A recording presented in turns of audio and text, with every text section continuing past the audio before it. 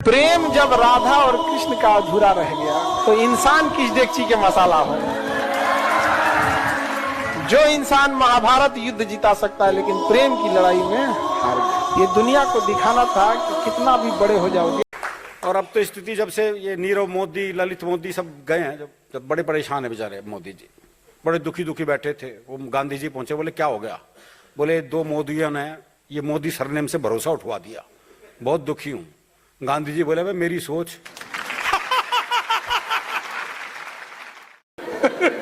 वो एक और कुछ छुट्टी चाहिए थी, पहुंच गया छुट्टी चाहिए। बोले किस लिए चाहिए? बोले जी मेरी शादी है। अब इस पे तो कौन मना करे थे।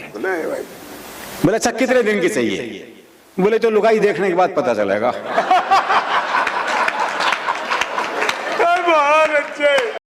और नहीं कर सका तो भी आप मेरा कुछ नहीं बिगाड़ सकते, क्योंकि मैं मंदसौर से आया हूं। मंदसौर का नाम मंदोदरी के नाम से पड़ा है। मंदोदरी रावण की बीबी थी और रावण मेरे फूफा जी लगते हैं।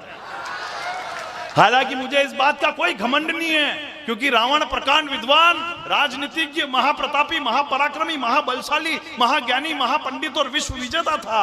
उसमें लाख बुराई थी, लेकिन उसने कभी भी अपने बेटे मंत्री संतरी कुल गुरु और यहां तक कि लंका की प्रजा से एक बार भी ये नहीं कहा कि चैनल को सब्सक्राइब करके बेल आइकन बजा दीजिए।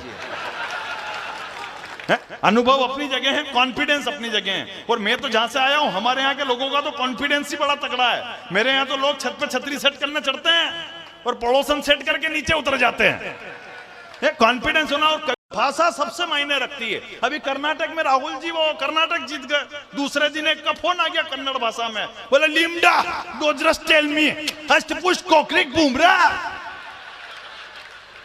अब वो जाने के जीत की बधाई दे रहा होगा तो उन्होंने भी बधाई देकर ना फोन काट दिया। वापस फोन आया थोड़ी देर बाद, वापस बोले लिम्डा डोजरस टेल मी हष्टपुष्ट कोक्रिक बूमरा। तो जाने के दूसरे का फोन आया, फिर बधाई दे दी। तीसरी बार फिर फोन आया, बोले लिम्डा डोजरस टेल मी हष्टपुष्ट कोक्रिक बूमरा। तो उन्होंने पीए को फोन दिया, वो समझते तो ही नहीं भाषा। उन्होंने पीए को फोन दिया, बोले देख तो ये क्या किया? बोले कुछ नहीं किया, कंपनी वाले का फोन है। बोले कल बैलेंस डला लेना, खत्म हो जाएगा आज। शादीशुदा लोगों की अजीब परेशानी है। अरे त्योहार मनाए बीबी। पति पत्नी के खुश रहने के 5 नियम। सबसे पहला नियम, सभी बातें एक दूसरे से शेयर करें। कभी भी कुछ भी एक दूसरे से ना छुपाए, जिससे कि एक दूसरे में शक की भावना निर्माण ना हो। नियम नंबर 2, कभी भी एक दूसरे की इच्छा ये खुद ही पूरी करें। इसमें कभी भी तीसरे इंसान की मदद ना ले, क्योंकि तीसरा व्यक्ति किस भावना से आपकी मदद कर रहा है ये आपको पता नहीं होता। वह व्यक्ति आपके इस व्यवहार का कभी भी फायदा उठा सकता है। नियम नंबर 3, पति पत्नी में हमेशा मित्र जैसा व्यवहार रखें, जिससे कि कोई भी बातें एक दूसरे से शेयर करने में किसी भी प्रकार की अनबन नहीं आएगी। नियम नंबर 4, छोटी मोटी बातों में कभी भी एक दूसरे से झगड़ा ना करें, जिससे कि उसका रूपांतर बड़े झगड़े में हो और आपके रिश्तों में दरार आ जाए। इसका हमेशा ध्यान रखना चाहिए। नियम नंबर 5, कभी भी अपनी या अपने घर की बात किसी भी तीसरे इंसान को नहीं बतानी चाहिए, क्योंकि तीसरा इंसान कभी भी आपकी इन बातों को लोगों को बताकर आपका मजाक बना सकता है। आपको क्या लगता है, यह बातें सच है या झूठ? कमेंट में जरूर बताइए। मैं दोनों जो प्रमुख पार्टियां हैं सबका मैं बहुत प्यार करता हूं, निश्चित रूप से मोदी जी को भी, राहुल जी को भी। I love both. देखिए, पहले मैं बात करूंगा 2 लाइनें में सब पर, हर विषय पर मैं बात करना चाहता हूं। उस 30 मिनट में आपको भरपूर प्रयास करूंगा। आदरणीय जगदीश सोलंकी जी, मोदी जी जैसा किरदार इस ब्रह्मांड में कोई दूसरा उत्पन्न नहीं। उनको बनाने के बाद में ब्रह्मा जी ने लाइफ बॉय साबुन से अपने हाथ धोए और कहा कि अब क्या मनुष्य बनाना है, इस संसार का अंतिम मनुष्य मैं बना चुका हूं। उन्होंने अपनी संरचना को बंद कर दिया। कई कवि बहुत लंबी लंबी कविताएं सुना देते हैं, श्रोता टेंशन में आ जाते हैं। वो आगरा में एक कवि सम्मेलन था, वहां पर एक कवि ने इतनी लंबी कविता सुनाई, इतनी लंबी कविता सुनाई कि अगली पंक्ति में बैठा एक 80 साल का श्रोता वहीं पर ढेर हो गया। कवि को तुरंत गिरफ्तार कर लिया गया, उस पर हत्या का मुकदमा चलाया गया।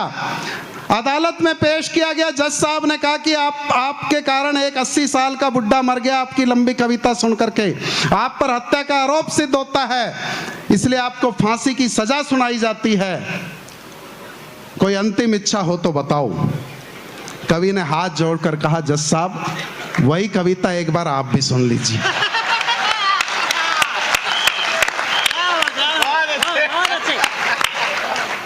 वो अभी पिछले दिनों यशदीप एक जापानी आ गया हमारे देश में, एयरपोर्ट पर उतरा, उसने वहां से टैक्सी पकड़ी, फरीदाबाद रेडिसन में आना था। जापानी ने टैक्सी पकड़ी, जैसे ही टैक्सी पकड़ी फर्राटे से एक होंडा कार उसके आगे से निकली। तो जापानी ने कहा, oh Honda made in Japan very fast. Taxi वाले ने सुना और चलता रहा। आगे टोयोटा निकली तेजी से, जापानी ने फिर कहा, oh Toyota made in Japan very fast. अब वो रेडिसन फरीदाबाद आया। बोले कितने पैसे? बोले 2500 रुपए। बोले इतने ज्यादा? बोले meter made in India very fast. एक लड़की ने तलाक के बाद दिल छू जाने वाली बात कही। थोड़ा सा वक्त निकालकर इस वीडियो को पूरा सुनिए। पति से कहा सुनी के बाद मेरे पति मुझे लेने आए थे, लेकिन झूठे रिश्तेदारों और कुछ मायके वालों के बातों में आकर मैं अपने पति के साथ वापस नहीं गई। उल्टा मैंने उन्हें दहेज के झूठे केस में फंसा दिया। मुझे बहुत मजा आ रहा था कि अब ये लोग कोर्ट के चक्कर काटते रहेंगे। कुछ दिनों के बाद मेरे पति बाइज्जत बरी हो गए, क्योंकि केस तो झूठा था और उन्होंने दूसरी शादी कर ली। आज 6 साल हो गए हैं मेरे तलाक की। मैं घर पर ही बैठी हुई हूँ और जो 3-4 लड़के मुझे पसंद करते थे, आज वो भी टाइम पास करके चले गए। अब सोचती हूँ कि काश जिस दिन मेरे पति मुझे लेने आए थे, अगर मैं उनके साथ चली जाती तो आज हमारे भी 2-3 बच्चे होते और मैं भी अपने सहेलियों की तरह अपने पति के साथ खुश होती। मेरी बहनों, अगर आपके साथ भी अपने पति से थोड़े नोक झायक होते हैं तो प्लीज आप ऐसी गलती मत करिएगा। और हाँ, वीडियो अमिताभ बच्चन साहब, जय जी ने उनको थैला दे, बोले जाओ हरी धनिया नींबू कादा प्याज तुम लेके आओ, अब भाजी वाजी तुम लाया करो, सुबह जाना चाहिए तुम्हें मार्केट। आ गए मार्केट में, अब सब्जी वाले जमीन पे बैठे हैं तो अमिताभ बच्चन वहां आते हैं, भैया ये नींबू कैसे दिए भाई? कमाल है, तो सुन नहीं रहे। अरे भैया मैं आपसे पूछ रहा हूँ, ये नींबू, हाँ ये कैसे दिया आपने? साला तुमको पूछता है, मैं अमिताभ बच्चन बलधर में शय बच्चन